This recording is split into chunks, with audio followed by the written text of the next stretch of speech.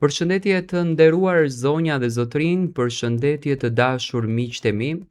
Ja ku po takohemi sërish së bashku me mua Tirona Lilin për të ndarë me ju në fakt rrëfimin e natës së sotme. Sonte pranë jush do të vi me një histori të pazakontë. Me një histori që në fakt është tepër e dhimbshme. Ne gjithmonë e kemi treguar se nëna është në gjendje që të bën gjithçka që vetëm fëmijën ta shikon të lumtur, ta shikon të gëzuar dhe shpirtërisht ta shikon të përmbushur.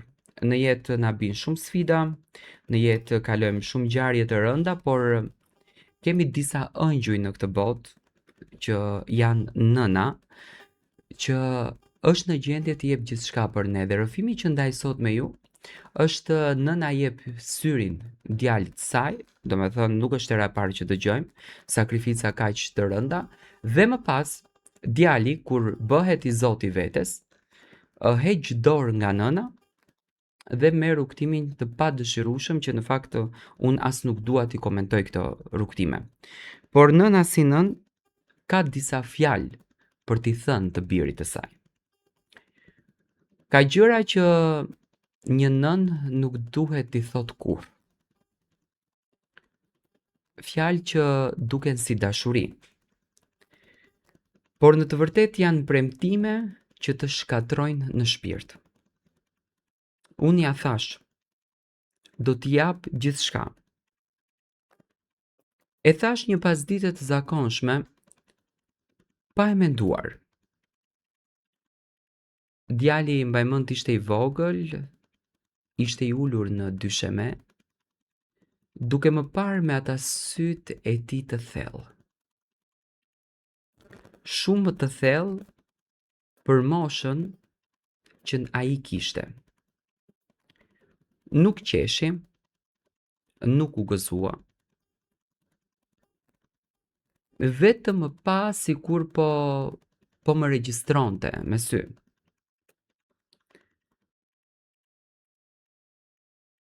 Në atë moment nuk e dija se diçka në fatin tim, në jetën time, u vulos. Pas vdekjes së babait të tij, shtëpia jonë nuk ishte më shtëpi.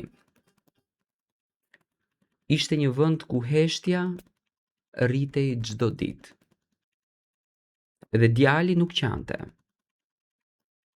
Nuk më pyeste për të, vetëm më shikonte gjithmonë.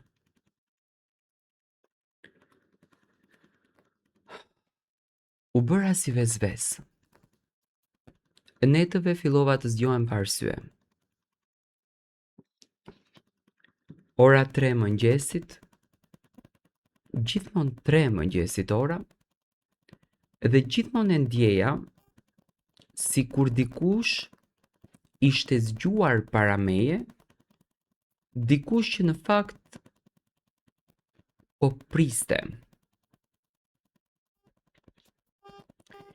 Një natë e gjeta djalin të ulur në errësirë. Dhe nën frikën e një nënës e pyeta pse nuk fle. Dhe ai më tha, po të ruaj mami. Nuk e di pse, por ajo fjali mua më ftohu shpirtërisht. Me kalimin e kohës, ai filloi që të fliste ndryshe. Jo si fëmijë, por si dikush më i vjetër, më i lodhur se unë, realisht. E mbaj mend të teksa po qëndronte në dhomë, një ditë më tha, ti më ke borx. I thash unë çfarë? Qesha në fakt me nervoz. Edhe ai më tha, gjithçka. Fillova të humbas gjëra. Fillimisht mendova se ishte lodhje. Haroja ku i lija çelsat. Haroja çfarë kisha ngrënë, në fakt.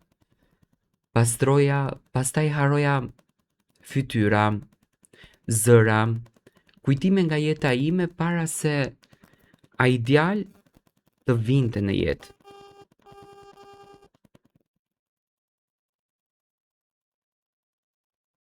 Ndërkohë, ai duke i gjithnjë edhe më i plot, më i sigurt edhe më i fort. Në pasqyrë nuk e njihja më veten. Sytë e mi dukeshin krejtësisht të zbrazur. Sikur shikoja, por nuk kuptoja më çfarë po shihja me sytë e mi. Një natë pyeta çfarë po më ndodh. Ai ul përballë meje,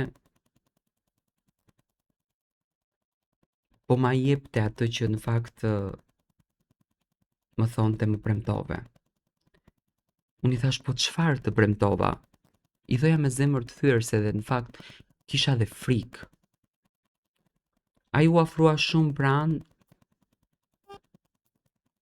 edhe më thot aftësinë për të parë të vërtetën. Pas asaj nate, bota ndryshoi. Ngjyrat u shuan, njerëzit më dukeshin si një hije. Zërat vinin si nga fundi një tunelit. Djali filloi që të më merrte kontrollin e shtëpisë. Ai vendoste kur hanim, kur flinim, kur flisnim. Fotot në mure ndryshuan. Në ato mure unë isha gjithmonë i turbullt, ndërsa ai ishte i qetë. Ti po zhdukesh, më tha qetë. Jam nëna yte, Bërtita. Ai më pa mëshirë. Dhe më tha ishe.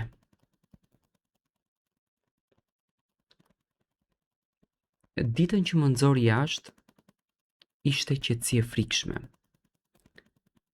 Më dha xhaketën time të vjetër dhe më tha nuk do të duhet më shumë.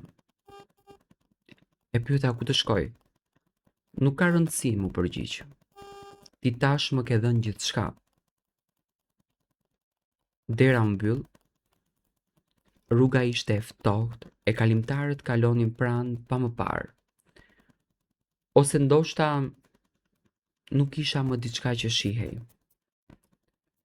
Sot jetoj në periferi, në hije.